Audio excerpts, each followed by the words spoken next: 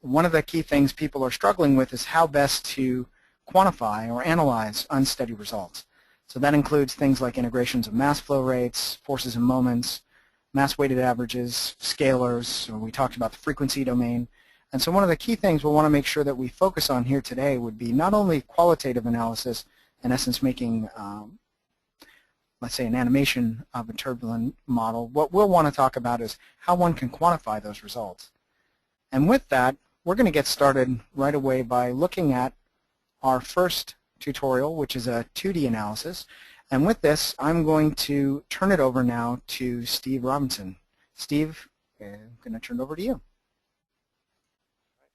Thanks, Darrell. All right, let me get situated here. And, okay, so you should see a Tecplot, a 360 window here. If you don't, post in the question or the question field or raise your hand and see what's going on there. Okay, so in the first tutorial, and let me pull up my version of the PowerPoint here. We're going to take a look at probing over time, both just to see some values and to create a whole time series. We're going to look at just a time animation showing this unsteady case over time and how you can add some dynamic text annotations. We'll take a look at a visualization in multiple frames like you see here in the image of the PowerPoint. And we'll also take a quick look at a particle path calculation or maybe even a streakline calculation.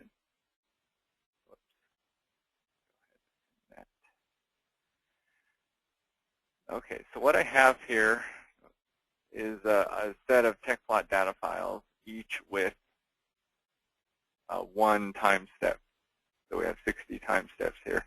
This could have been all in one file, multiple time steps in one Tecplot file. Here, it happens to be in multiple files, one time step per zone. So all you would need to do is single click at the top of the list, hold down the Shift key, and click at the bottom of the list, and you could select everything and just go ahead and open it from here. And I just used the Tecplot data loader to load this up. So it was just under File, Load Data File, Tecplot data loader. So we can start just by turn on the contour and get down to closer to this stationary object here. So you can see we have a vortex shedding over a stationary cylinder. I'm just going to go in here and turn on the contour.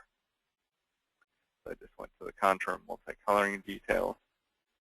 And just a quick note, while this tutorial has been designed for 360, it should work for focus in many cases. I'll try and point out the things that don't work in focus. Primarily, it's the analyze menu features that won't work in focus. I'll hit Control-Z to reset my view. So from here, we could just go ahead and animate. In focus, you could animate through the animate menu. You can see we have our pressure contour, animate over time, get to see the pressure variation, the undulation here over time, and it's nice. But certainly just the first step in showing a detailed analysis of your results. So just one quick thing we could do just to get kind of a so if we see a point of interest that we want to take a closer look at, we could certainly click on the Tool to Probe Data tool and just click on a single point and get an idea of a certain value, such as pressure at that point. So, and when we step through the animation using the plus or minus keys here, we would see this value change. That's actually an update in 360 2011. And in addition to that, we might decide, okay, well, I know there's something going on here. I'd really like to see a line plot of that over time. So what we could do is go to Tools, Time Series Plot, probe to create a time series plot. And what we could do is probe at a location, and we would create an XY line plot of the contour property, in this case pressure, at that location. So we could just do it downstream of the object. You can see we're now seeing this undulation in the line plot as we're seeing just by looking at the animation. So now we can play forward, and we have a marker that shows at what specific solution time we're at, so we can track the 2D image against the line plot image. And this marker is actually something new in 360 in Focus 2011.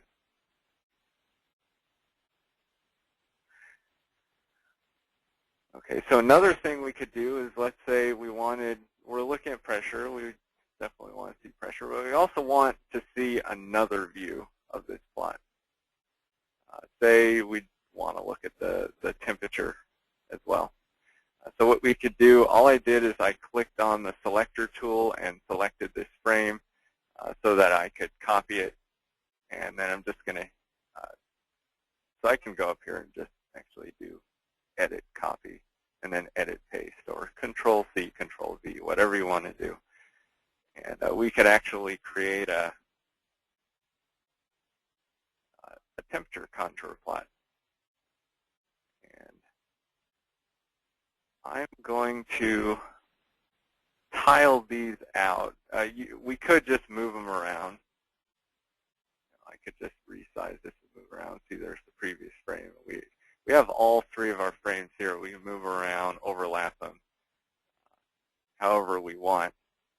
Or if we just want them tiled so we can see them all, we could go into scripting and select quick macros and select tile frames. It's one of these macros that comes packaged with the product.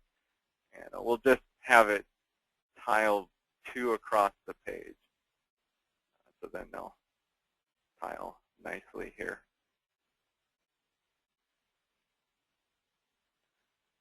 So that makes it easier to see, although now we kind of have some decoupling in what we're looking at. We're looking at something different here versus here. So what we can do is we can link these frames. First, let's take this frame out of the group. Let's put this frame into group 2. Since we don't want the spatial linking to match, since obviously this is in time space, these are in X and Y space. So I'll go into frame linking. And so this frame and this frame is in group 1, as you can see here, but when I click on this frame, it shows it's in group 2. So what we'll do here is link the X and Y axis range of these 2 frames, so that when we apply that setting, we're now looking at the same view in both of these frames. You can see they update here.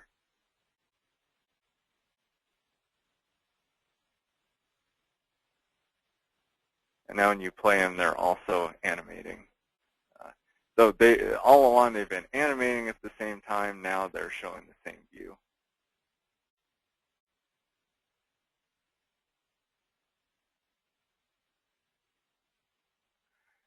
We're not using this one. I'm just going to go ahead and select this frame and delete it. Just to give us a little more room. And actually, so one way you can tile frames was in this quick macro. But there's also a way you can just go into the frame menu and select tile frames. And then just click whichever configuration you want to tile it as. You can do a vertical orientation, kind of a split screen look here. Maybe it'd be better to do it this way. And then we'll just recenter here. So I hit Control S just as a shortcut to fit the screen, although it'd probably be better if I just click the magnifying glass and get back into a zoomed in view. So there's a question that came in about issues when linking frames. Not exactly sure what he had done, but sometimes the frames had got deleted and only one had remained. I'm not sure offhand what might be causing that.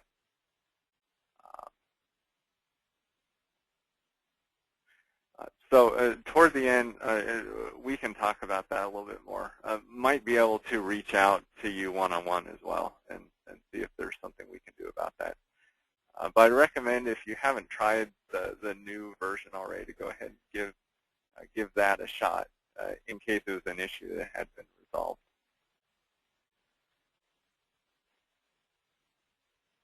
Okay, so while these two frames are still linked, you can still, they're linked in some ways but not others. So we could, for example, add vectors in this frame, and they're not going to be added in the other frame.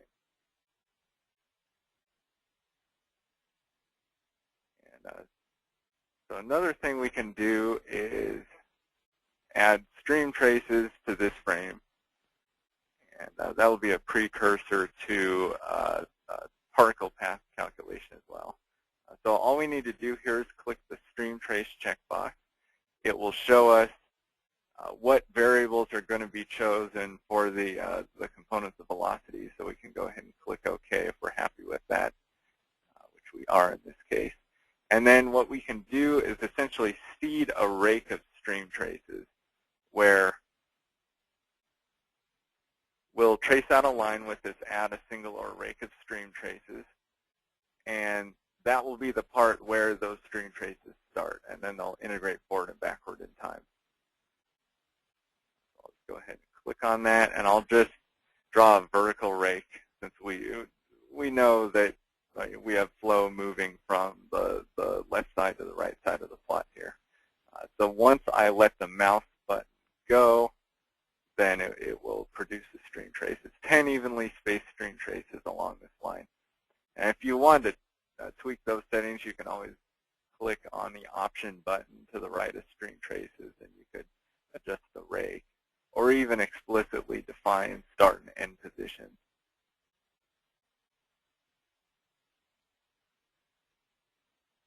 Okay, there's another question that came up. With respect to adding a vector to your plot, how do you handle meshes with a large number of, say, 60,000 nodes in Tecplot?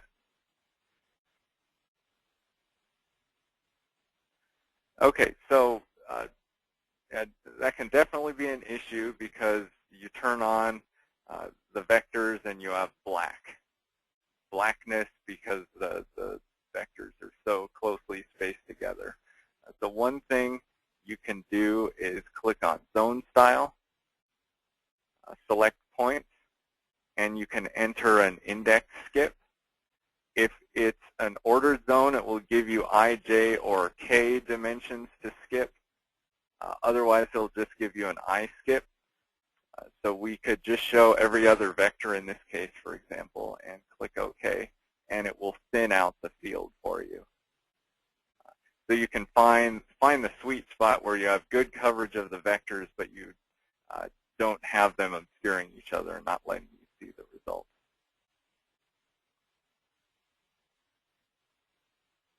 And another question came up, how do you change the frequency of displaying arrows and their sizes?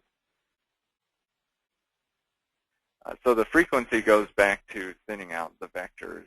In terms of the arrows and their sizes, that can be defined in the plot menu under vector.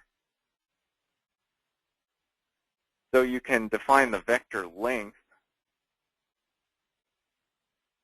and then if you go to vector arrowheads, you can have it defined as the fraction of the length. So it would relate back to this relationship here, this relative relationship. Or you can define the arrowhead as an explicit size. this percentage unit is a percentage of frame size, so it's relative to the frame itself.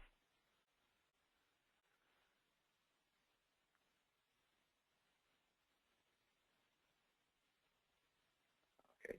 And another question came up regarding stream traces. Is it possible to do it backwards with stream traces, meaning giving a point? And yeah, Dorella just pointed or posted an answer there, and yeah, it is possible just to show that dialogue. You can integrate, you can choose, by default you integrate in both directions, but you can choose to do a backward only integration. So good questions. Keep them coming. So another thing I wanted to show is it's definitely of value to be able to show some dynamic text properties as you're animating. A lot of times people want to show the solution time, but that's not all you could show. So you can do that by clicking on the Add Text icon and then click at the location you want to add the text. And you can add static text, T equals and then seconds for your unit. But you can also add what's called dynamic text. And for solution time, it is essentially placed ampersand followed by parentheses, and then within those parentheses, solution time. And if you're wondering how to find these dynamic text strings, I'd recommend clicking on the Help button within the text details dialog. And the Help buttons in each dialog brings up context-specific information based on the dialog you're in. So it's a very handy way to get at the manual without flipping through a manual. So we'll just go ahead and click on Help here. Scroll down. So there's a dynamic text link here. And here's where you would find the whole listing. So solution time, for example, is the one we used in this case. So you can find the dynamic text string you need and then apply it to the text box. You can see when I animate now, it's actually showing the time as you go.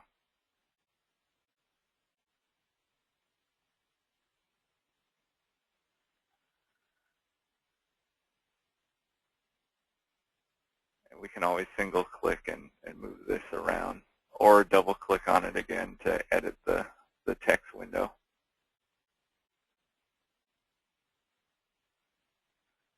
Okay, so we've talked about streamlines here. And oh, it looks like there's another question on streamlines. So is it possible to animate the streamlines from upstream to downstream? You can turn on markers.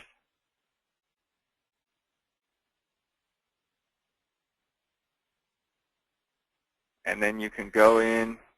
So just so I'm not clicking through like crazy here, I clicked on the Stream Trace Options button here, and then clicked on Timing, and then selected Show Markers, and that brought these markers up.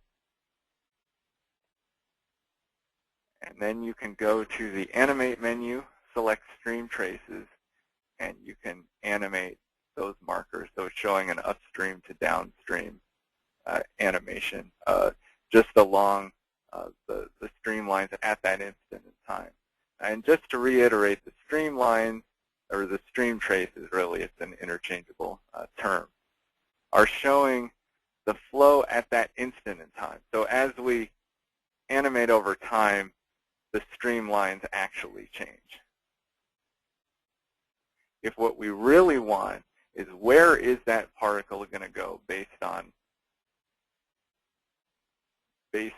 essentially how the flow is changing over time, then we would want a particle path calculation. And this is something that's available in 360, not available in Focus.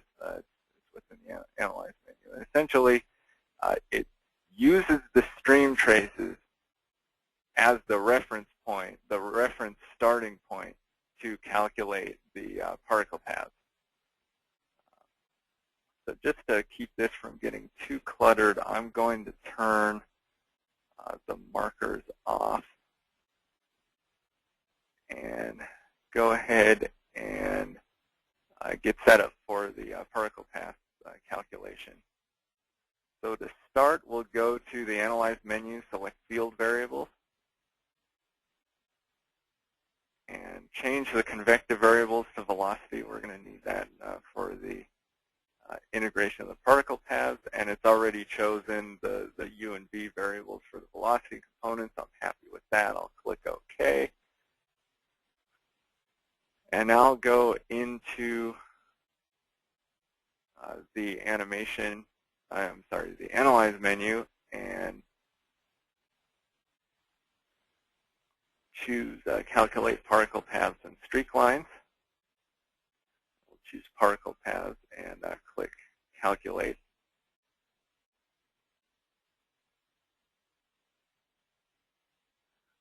And we'll go into Zone Style, select Mesh, and we'll turn the mesh off for the solution zone, but we'll keep it on for all the particle path zones. So when I turn on the mesh, it's going to show the particle path. And I'll change the mesh color so we can see it a little bit better. And maybe I'll up the line thickness a little bit. So you can kind of see the relationship here. Everything, the particle path and the streamlines are roughly the same here, but as you go downstream and hit the downstream undulation behind the object, you see that the particle paths start to deviate from the streamline. So it's basically what we would expect. Okay, it looks like we have a few questions to catch up on here. Let's see.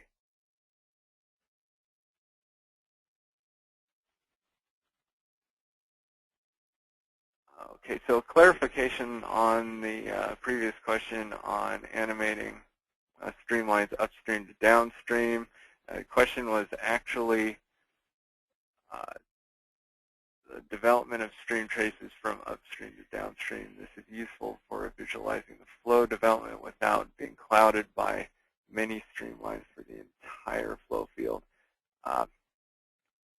So Gary, if you have,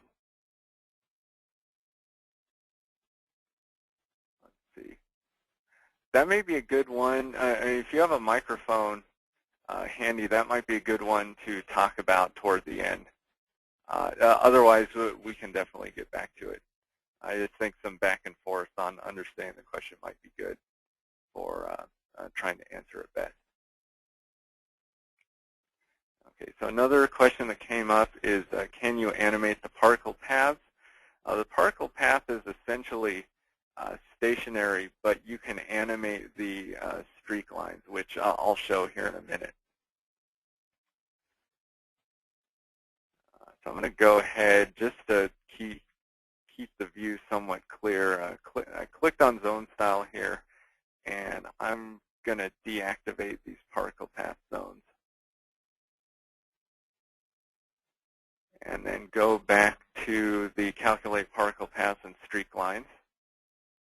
And so instead of particle paths, I'm going to choose the streak line calculation.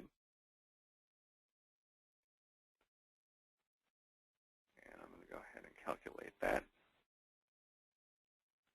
Okay, so in this case, I'm going to turn off the mesh and then turn off the scatter for the original solution zone, so we're not seeing the mesh of the solution. Whoops. Not deactivate the zone, but just don't show the scatter. And then, so we're showing the scatter scatter for the streak line. So I'll go ahead and turn on scatter.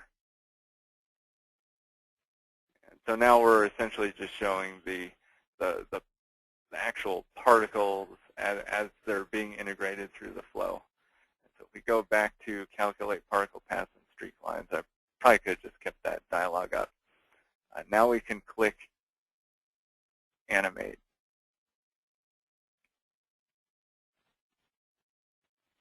And so it's showing an animation of the particles, animation of the flow, and it's still showing the stream traces on here. So you can see you have a lot of combinations at play here.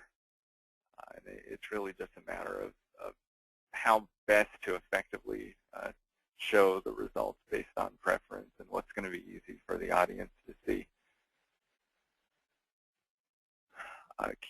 Okay, so another question came up. Can you calculate particle paths backwards? Good question. I don't believe so.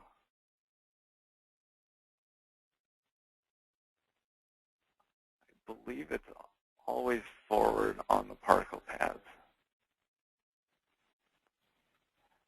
What we might want to do is have some quick follow-up information go out. I don't know how that would work exactly, but if I can get some confirmation on that, I can send that out.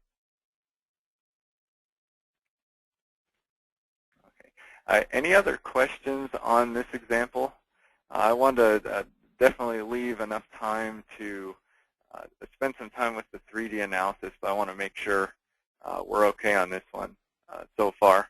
There will obviously be some overlap in the 2D versus 3D analysis, so there's always going to be a chance to come back to concepts that are of interest.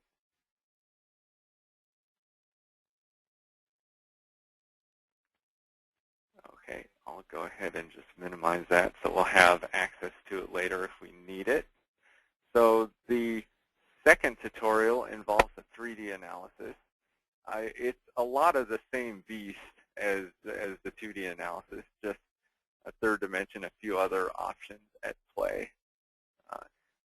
So we'll start with slicing through the 3D solution, which is obviously very a common thing to do for a 3D volume analysis.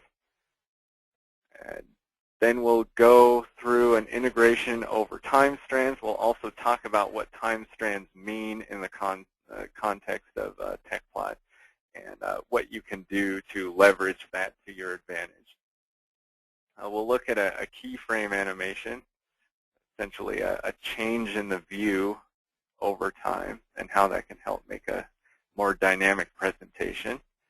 And then we'll do a video export and talk a little bit about that.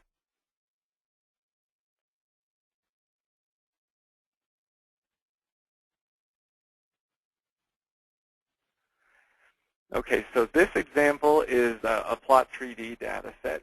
So I'll go to the File menu and Load Data Files, and I'll select the Plot 3D loader.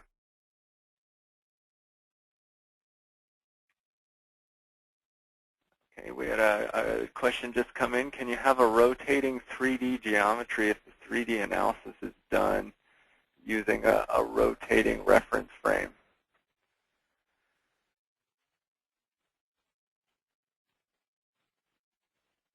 Okay. Let's see. Let me make a couple notes here. I think this one and the previous one that come up from Gary would be good ones to talk about later, since there might need to be a little back and forth on that.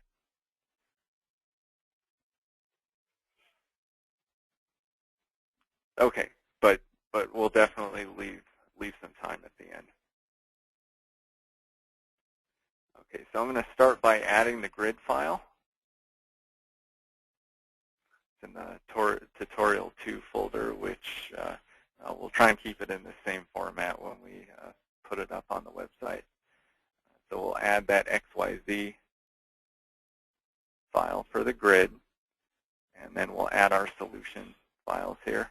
Again, you just need to single click up at the top of the list, hold the Shift key down, click at the bottom of the list, and we can add it and open the file. So we have our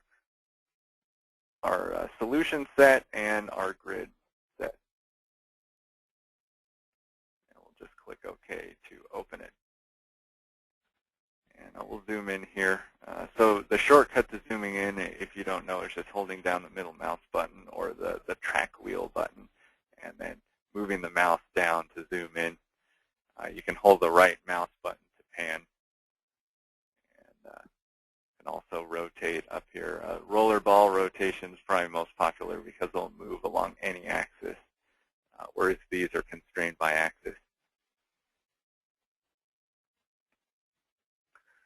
And so to start, we could just turn on a slice by clicking the slice checkbox here. And kind of a nifty shortcut, if you don't know, is you can actually click the Y key once you've selected this add a slice box here, or icon here. You can click Y or X or Z to change the slice orientation, or you could always click on the option button and then click on go to the slice location X, Y, or Z planes here, and change the orientation that way. Just a few different options to change the orientation. So I'm going to flip this around a little bit just so I get a better view. We can stay zoomed in. So again, it's just a matter of playing the animation. So one of the questions that comes up a lot with users is if the data file isn't set up to be a time animation, what do you do to make it ready to be a time animation? If you just have a selection of data files, maybe they're not even in a Tecplot format, or maybe there's something that was more homegrown from your own modeling, how do you make it a time animation in the eyes of a Tecplot? So that can be done. It can actually be done in the data file itself, but if it's not already in the data file, you can go to the data menu and select Edit Time Strands. And it will show you a full listing of all of the zones loaded in Tecplot at that time. And so you could go in here and assign the solution time. Quickest way would be a constant delta, where you would have an initial value and how the time changes over time. And if it's constant, obviously this is going to get you what you want based on setting the initial and delta time. And by clicking apply, it would apply it across the zones, and you could animate over time. The other parameter here is called time strand. And what this does is it lets you group several group zones over time. So in this case, I'll move this dialog out of the way and go to zone style. So while it all animated contiguously, what's happening behind the scenes is there's actually different pieces of this mesh that are thrown together, essentially. So if we just click on one zone and choose Show Selected Only, you could see here's a segment of the volume around this cylinder. You can see we have multiple sets here. If I just click and drag down the list and click on Activate, I can show everything again. So what we want is to group those different zones so they animate together over time. And you do that with the time strand. So you would have all of these zones associated with this segment, for example, have the same strand ID. So you can see as we arrow through this list, the updated parameters for the selected zone is shown. So you can see there's 14 strand IDs. These are the different segments of the zones for the first time step. You can see the solution time isn't changing here. And so this is repeated across the different zones. So if you have multiple blocks of the same time series, then you can still animate them together. And you can also integrate them together, which we'll also cover. Okay, so we have a new question that came in. If you have a large number of time steps, say over 1,000, and they are large files, is it possible to do any of this in a batch mode by loading one file at a time to save memory? Yes, yes, this is definitely possible. And it can be done. Essentially, it would be a batch mode type situation where you could record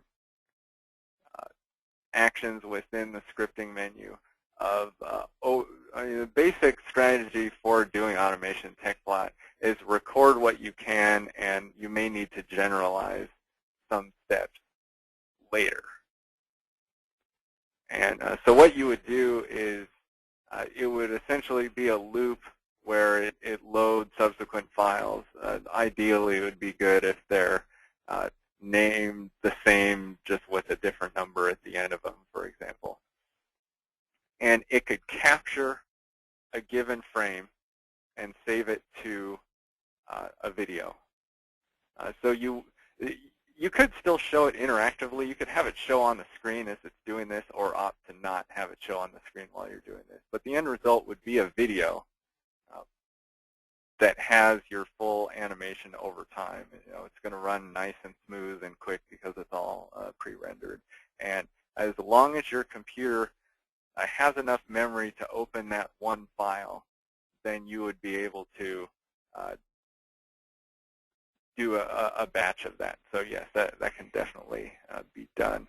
For a little bit more information on that, it's actually discussed in the manual. So if you just go to the documentation section, and on Linux this would just be in a doc subdirectory within the install itself, but in Windows you can get at it at the start menu. Select the user's manual, and in fact we could have gone straight through here, the help menu, and got to the Tecplot manual that way as well. And the section this is discussed is under advanced topics. There's an animation section. Let me zoom in on this a little bit. And movie creation with macros is the section you'd want to look at. And it even has a template here that you could work off of. So you could record the setup of the animation, any of the style settings you want to set, and then paste it right in the loop. And that should get you there. I guess the only other thing would be opening the file. So I guess the other section that would come up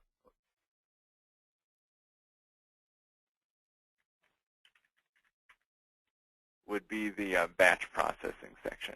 So between those two sections, the tools are available and explained on how to do that.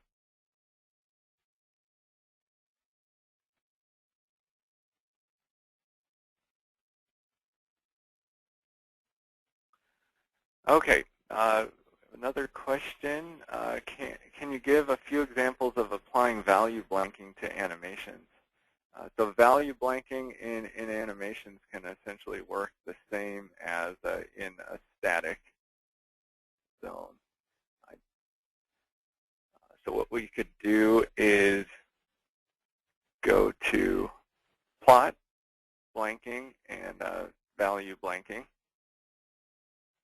We could just turn on blanking and activate it.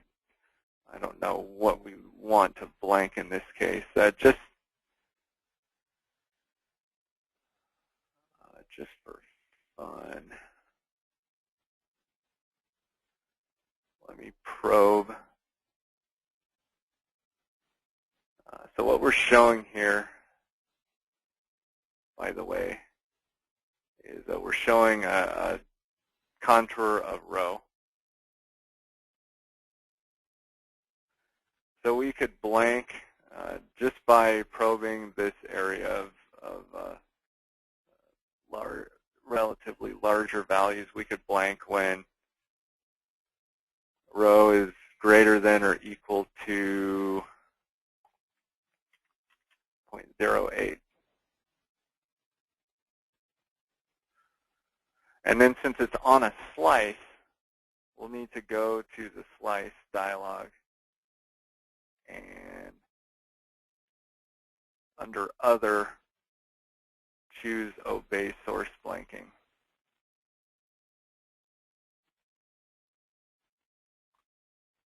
Let's see.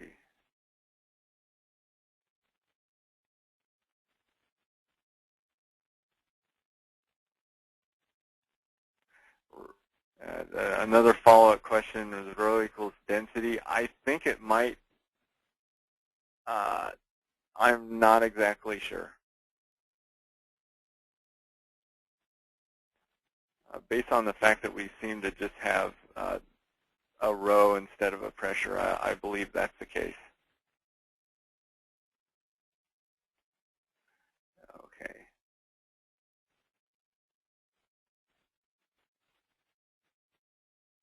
Let's see.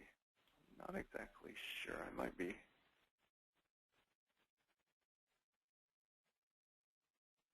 Oh. Ended up crashing on me.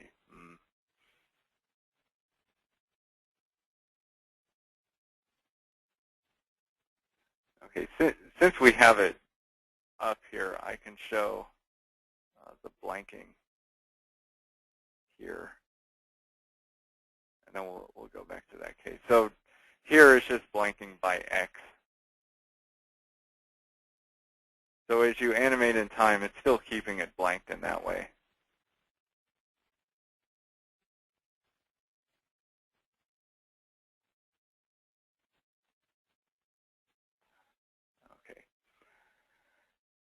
Okay, so let me get back in to the 3D case.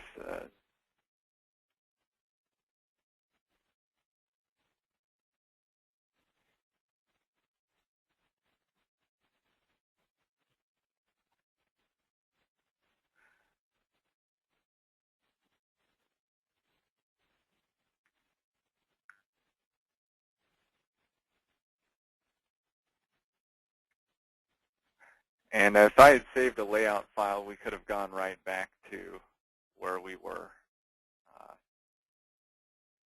But I did not. Since the layout file would retain style settings along with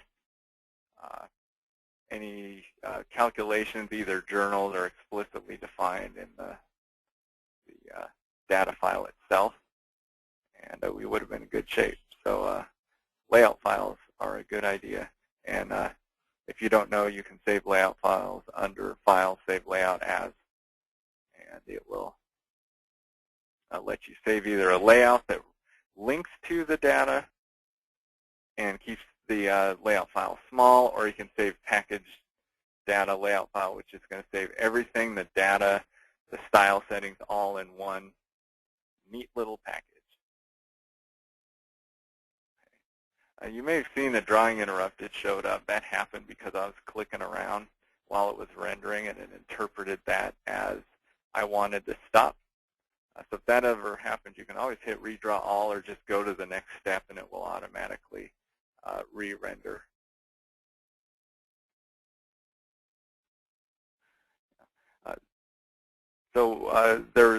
We just got one question in on the layout file. Sometimes the layout won't reopen unless there's an accompanying PLT file. Please explain. So that would be one of the linked data files where it's looking for a specific data file or set of data files. And in that case, you need to make sure not only are the files present, but they're in the same path relative to the layout file as they were when it was saved. Otherwise, you'd come up with some errors where it can't open that file. So if you're moving the data around a lot, you may want to opt towards the package data, although that has the disadvantage of being a huge file every single time, where you could have multiple linked layout files that would be small that link to the same data set. So it's really a matter of what you need to do.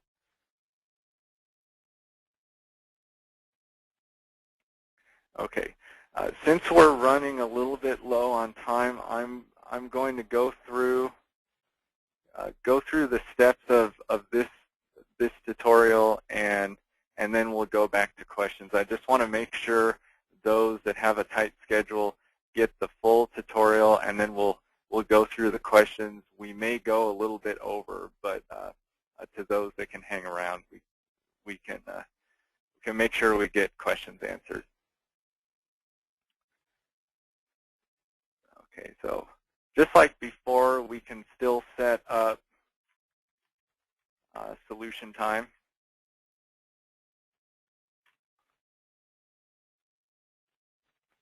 To show the current time step, we could put some kind of annotation here. If you ever want to shorten this up, show fewer significant digits, it's a C-style type formatting, so you can put a percent symbol and then put something like 0.4F to show float, 4 significant digits after the decimal point. You could also put E for exponential. It's a C language style formatting there. And once we close, it updates that. And now as we animate, obviously that's updating. One of the other ones, I'll just hit redraw. Re-render. Another one that comes up quite a bit is primary slice position. And again, we could shorten up the formatting there.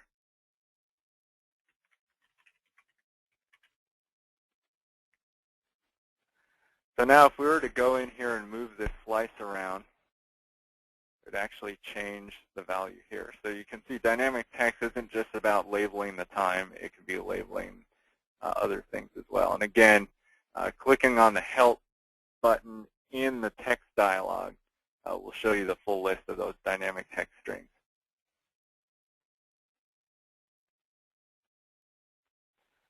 Okay, so we've shown a lot of the analysis, and we showed some calculation in terms of the particle paths, but we can also do integrations within Tecplot, and both Scott and Darrell were talking about that in earlier sessions. So what we could do is just do a simple scalar integration in the Analyze menu. So this wouldn't be available in Focus, but it's available in 360. So we'll go ahead and go to Analyze and Perform Integration. And just to do something quick, even though this might not be too physically relevant, is we could just select row as a scalar variable. And for a long time, you've been able to integrate over zones, but just recently it was added so you can integrate over time strands. So back to our original discussion about the different segments of this cylinder, we can now integrate over that entire grouping over time. And we'll just select the interior zones. There's a set of zones here, and there's a set of zones further out. But I just want to concentrate on these inner zones, or the ones closest to the cylinder. So I'll go ahead and select those. And by the way, I just clicked and dragged down the list. That can be done across Tecplot. It can be easier than needing to hold down a Shift or Control key. Just click and drag down. Let's see. I think I wanted from 3 to 10 there. So you can always edit it here after the fact in the time strand window. And please don't feel discouraged on asking questions, even though I'm waiting till the end. Feel free to keep posting them here, and we'll revisit. Okay, and in this case, we could constrain the integration to closer to the cylinder itself. These are ordered data sets, so we have the ability to constrain based on the I, J, and K index ranges. So we'll choose I or J index from 1 to 2, which will keep it very close to the cylinder. This is the J is the radial dimension in this case. And we'll go ahead and choose to plot the results as, and we'll have a new result frame pop up. We'll also show the tabulated results. And when we're happy with all of that, we can go ahead and click Integrate. So we get our table, if we choose, and then we get the integration for each time strand. That's why you see the different lines here. So it's an integration of the result, which was our row, over time. So we could also sum these to get a full summation of, regardless of what time strand it was, what's the fully summed integration of our scalar quantity over time. And we could do that by clicking on the XY line frame, choosing Compare XY Maps, choosing the sum, and then click on Solve Data. And now we can go back into mapping style and just hide everything except for the summation. And then we can click Control F for fit to full size to just fit the plot again. So you can see that we do have a relationship here over time, but if we take a closer look, so I clicked on plot and axis here, I just want to move this a little bit, the left position, so we can see these numbers. You can see there's almost no variation over time. If we go back to the animation, I'll go back to the beginning. You can see that doesn't surprise us too much. The quantity is not really changing much over time. So maybe not the best the best real-life vision of that, but just an example of how that works. It would be, if you had a pressure over time that was going to be obviously changing a pressure buildup along one side of a stationary object, for example, this would definitely show you that. And also you can see the marker shows up here again to show where you are, where on this line you are in the solution time.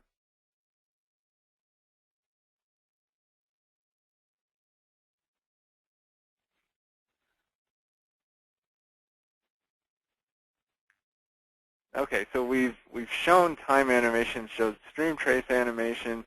Another type of animation is the keyframe animation, which is essentially an animation of a change in position or change in how the plot is oriented. So we'll just click on keyframe animation. And basically what you can do is just start appending these major view changes. So we could go in here and we could rotate and append that view. We could move the plot. I just clicked on the right mouse button and drag. We don't need to append that. And then I'll click on the middle mouse button. We could zoom in. And we could append.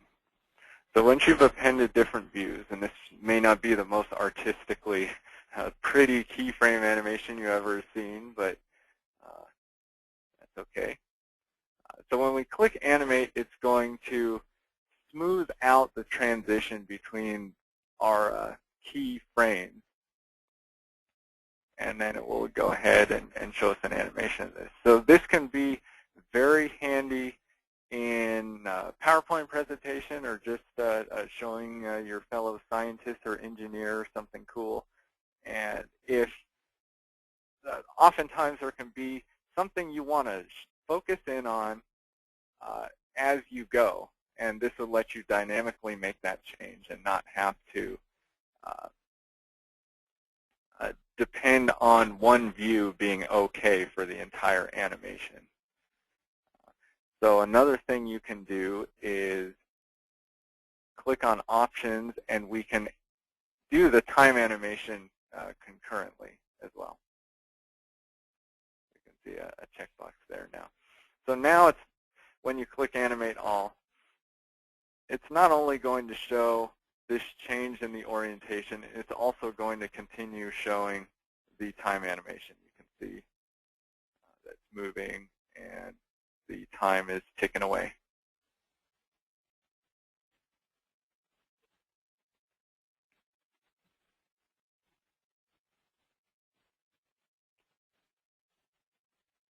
And then it's still showing the time animation of our integrated quantity here.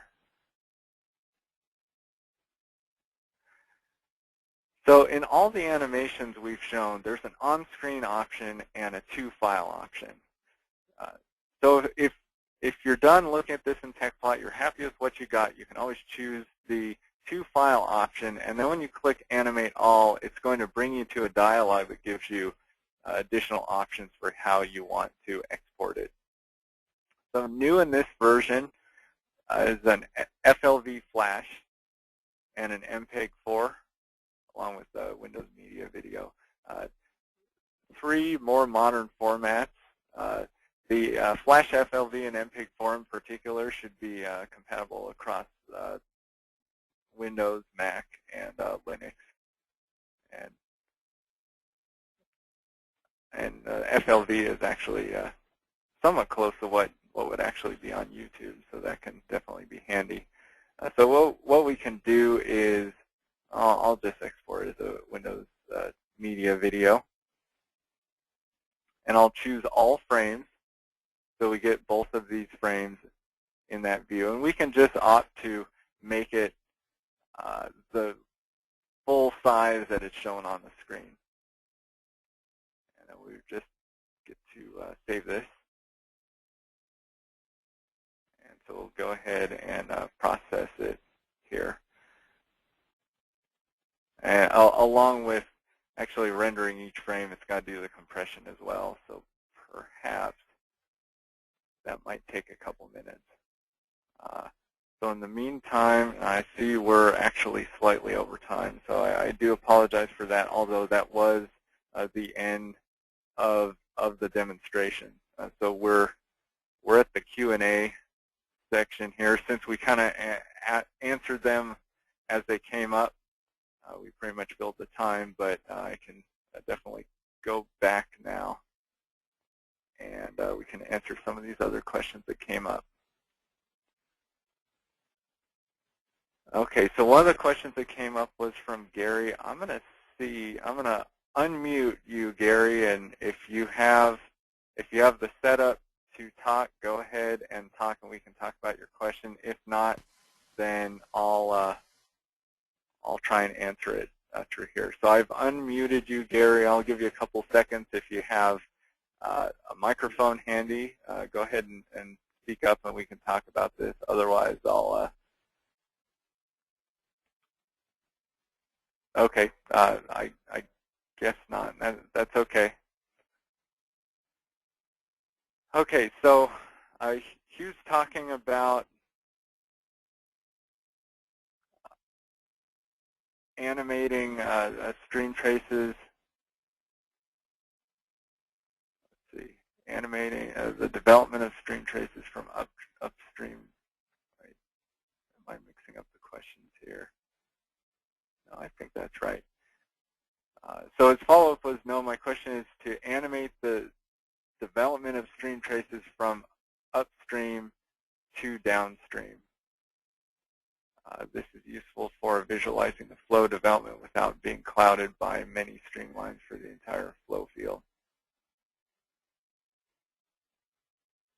Yeah, I'm not too sure what you're referring to here. If anyone, well, I'm thinking this might be something we can talk about offline. So I should have your contact information. I can get in contact with you regarding that. Okay. Down the list. Okay, another question came up. Can you have a rotating 3D geometry if the CFD analysis is done using a rotating reference frame? So I guess my question on this would be whether or not that rotation was explicitly defined in the coordinates of the final result, or if it's just shown statically. So if it's shown, if the rotation is shown explicitly within the XYZ coordinates, then you could definitely have it show in Tecplot. Tecplot's going to animate whatever you have as the XYZ coordinates. Otherwise, there might need to be some work done to set up that relationship with the orientation. It might be something that could be done under the data alter menu, where you can actually edit parameters along with the macro, where it could actually go through each zone and change the XYZ coordinates based on rotation parameters. That would definitely be one way you could do it. Okay, let me move on down the list. And if I miss anyone's question, one thing that might help is if you raise your hand. There should be an icon to raise your hand. I can go look for your question, make sure I don't miss it.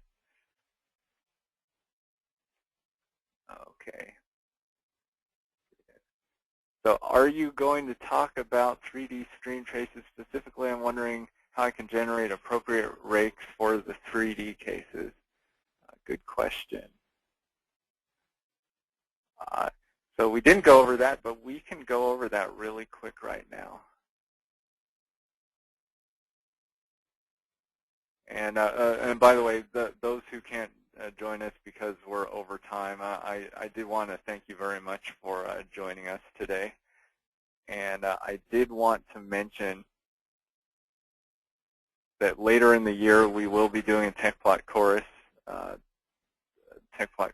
series that's likely going to be similar to this series. And so look for more on that through our blog, through our website as it comes available.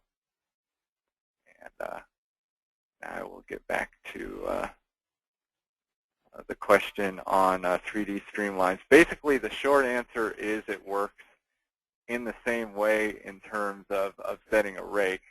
The only difficulty that comes up would be that it's a little difficult to define that rake in 3D space. So the strategy employed here is once you click on this add a single or rake of stream traces, you can click on this placement plane option down below and choose an orientation that's best for you. And what this does is take away the ambiguity of the 3D space and allows you to define the streamlines on that plane. And so you end up getting what you expect. You can still do it interactively with as much control as you could do in 2D space by using the placement plane.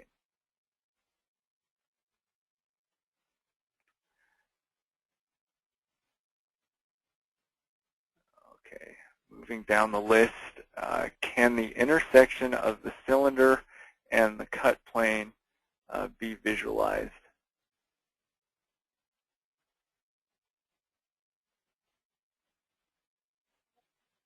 Okay.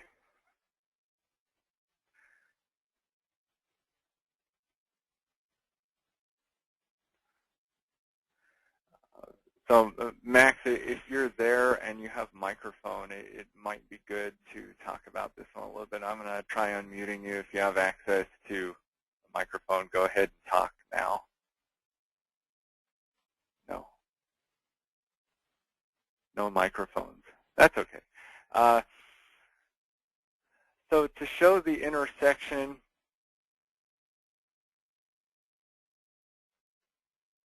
essentially would you be looking for a line of intersection between the cylinder and the slice? If you're there, go ahead and answer in the chat. Again, that might be something maybe I could reach out to you offline. We have your contact information, so I can do that. Some of these that require some Q&A on what you're looking for can be tough to answer in these webinars, but I definitely want to help you out on this. So I will contact you. I've made a note to do that. So there's another question. Can you integrate over a slice? Yes, you can. What you would need to do is you would need to extract the slice. So go to Data, Extract Slices or Current Slices that you already have present. And then when you go to do an integration, it would be an integration over zones. You would select that slice, and then you'd be able to integrate spatially over that zone.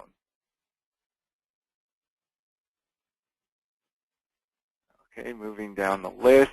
How do you know what segment each line represents? Frank, was this regarding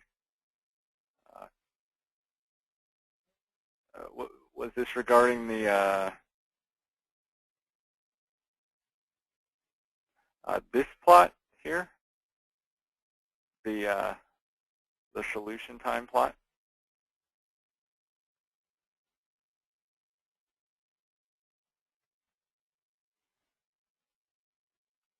Let's see, the plot before the one on the screen.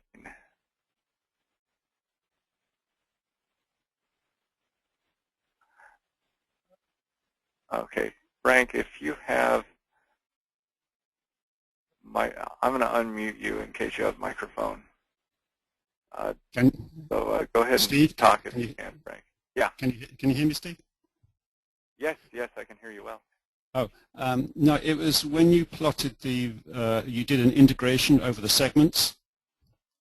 It was when I said the one before, when you had the 3D plotter, you had an integration over all of the segments. Previous to that, you had a plot with 8 lines, different colored lines, and I wasn't sure how you would know which line represents which segment. Oh.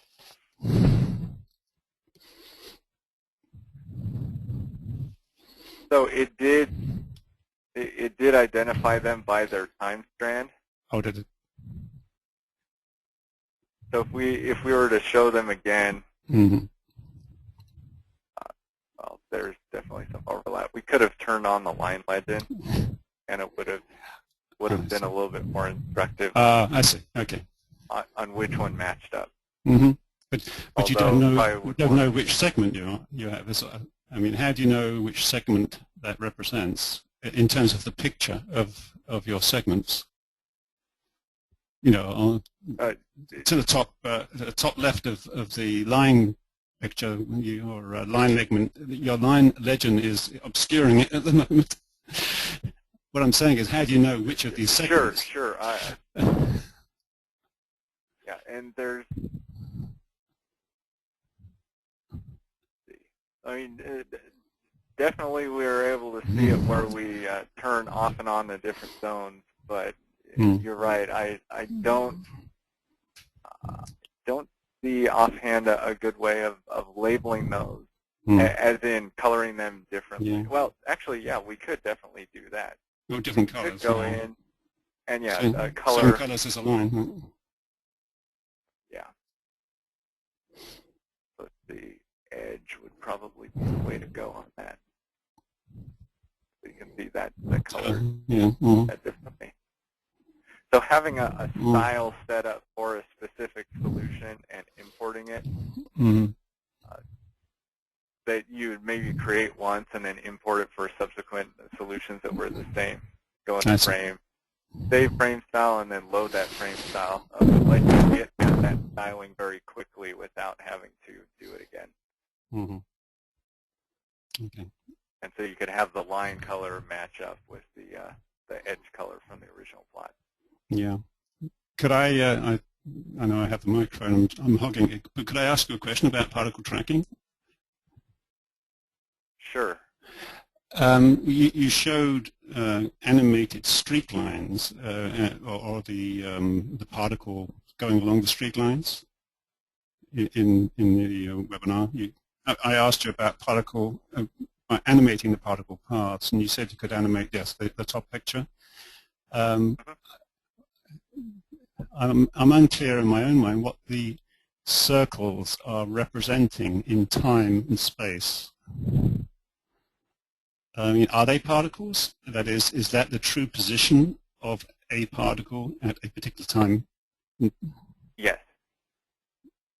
So, yes. what? So if essentially if particles continue to be released at the point where the streak, I mean the rate start point. Yeah. That's where they would travel in real time based on the transient flow. But you can't follow an individual particle. I mean, I would like to be able to set I'd rather be able to set off 100 particles and watch them at each time step where they are as a cloud. You can adjust how you release them over time. So you'd have them released infrequently enough to where it would be one particle per streamline. Would that help? That could, or is it really? And so it's not. Since it is using these streamlines as a starting point. Only as a starting point. It's not essentially saying, okay, tell me what your particles are and we'll move them forward. It's using the streamlines to essentially do that. So you could still seed at your point, at the particles you want to look at. It would just need to be done through the streamline definition first. But can I stop the animation at each delta t so I can see, where the cloud is at each time step? That's what I need to know. You can definitely step through. I guess at this case, I'm just stepping through over time. But you mean step through in this? In time, no. I mean, I want to set up a small cloud of particles and watch where they go. But I need to be able to see at each time step where the cloud is and how it has dispersed.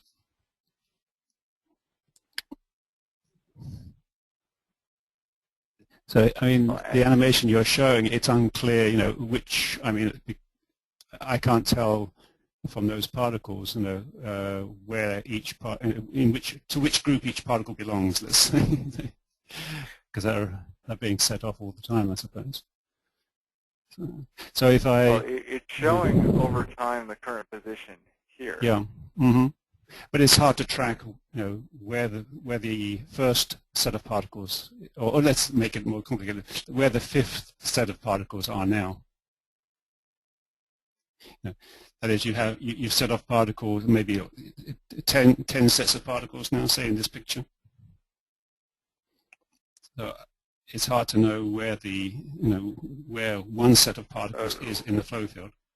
I mean, okay, yeah, and that would go back to probably don't release them as frequently because they're not marked in this case. Exactly. If they showed a different color based on which grouping they were in. Yeah, I mean that was another question I had in terms of particle tracking. Because I've done something like this by changing the frequency of, well, I can't remember the right word, but if you switch on the scatter. And then you can change the point frequency. So I had 4,000 particles, and I put the time the frequency to 4,000. So I just saw the initial position and the final position. And that way, but they are the same color. That is, when you're putting particles, when you're plotting a particle path, you can switch on scatter, so you can get the particles on at each time step.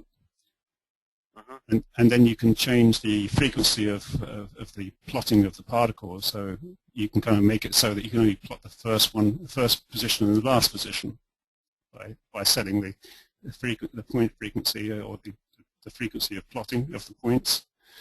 But they are the same color then. That is, it would be nice if you could change the color of the particle based on the time history of the particle.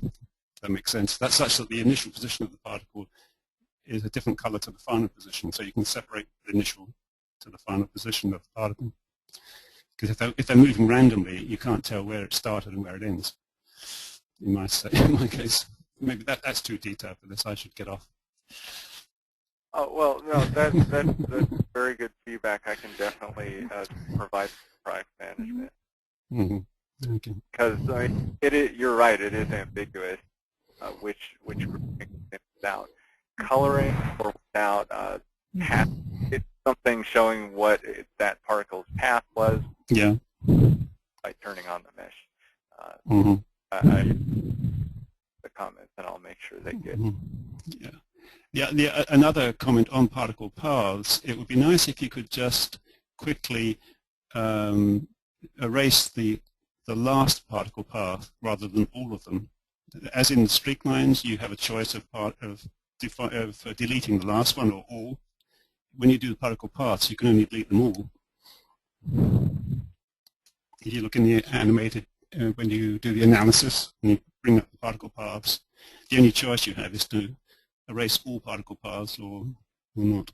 I mean, I know you can go into the data and erase zones individually, but you know, when you bring up the Streakline window, you have a choice, as I say, of deleting the last one, last streamline, or all of them. In the particle paths, you can delete all of them. So it'd be nice to have another. You can go in here. Well, if you go in, with the selector tool selected, you can actually click on a specific streamline and press the delete key on your keyboard, yeah, but and that will delete individually. How about particle paths? Is that works the same? For particle paths, you're right. It would be a matter of going into data, delete zones, yeah, and then deleting it, which can be a challenge because what does particle path number 5 mean? I mean, so it would maybe be a matter of having to show that selected one only to say, oh yeah, that is the one I want to delete, and then deleting it that way. But as I say, in the when you go into Streamlines, you can, because I'm doing this interactively, and I do a particle path. I see if I like it. If I don't, I would like to delete it. But I can't delete the last one. I have to either delete them all or do as you just said, go out of that and go into the zones or data and so if you go into calculate particle paths and Streamlines.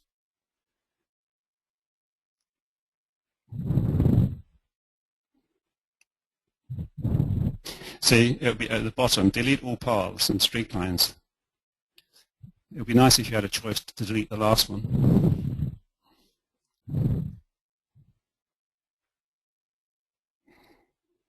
Well, when they're calculated, they're all calculated together, and they replace the previous calculation.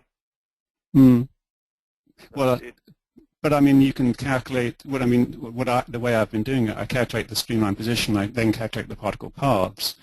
I calculate paths individually, so that they have different zone numbers. But if you delete all particle paths, all of those zones disappear, as opposed to the last one you calculated. I mean, maybe it's not possible in the way that it's set up, but again, if you go to the same type of window for doing the streamlines, there is a choice: delete last one or delete all. Yeah. Okay. So it's allowing you to do a similar thing in particle paths as you can in stream traces. Well, I'm saying you don't have quite the flexibility in the particle paths, because in the streamlines you have there are two buttons. One is delete all, and the other is delete last. Yeah. So I'm just saying it'd be nice to have a delete last on this window as well. Okay. Yeah, I can definitely do that as well. Okay.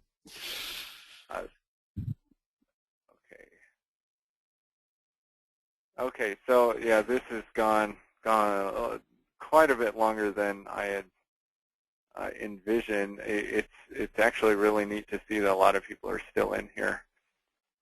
Unfortunately, I cannot stay any longer. I have a meeting at 11:30 that I have to go to, but I will keep these Q&As, and we'll put something together to get these questions answered and get them to you. Yeah, it's great to see a lot of questions, but I want to be respectful of everyone's time that couldn't be here but still want some questions answered, and also make sure the people I'm meeting with next won't be without me. So again, thank you very much for joining me today, and thank you very much.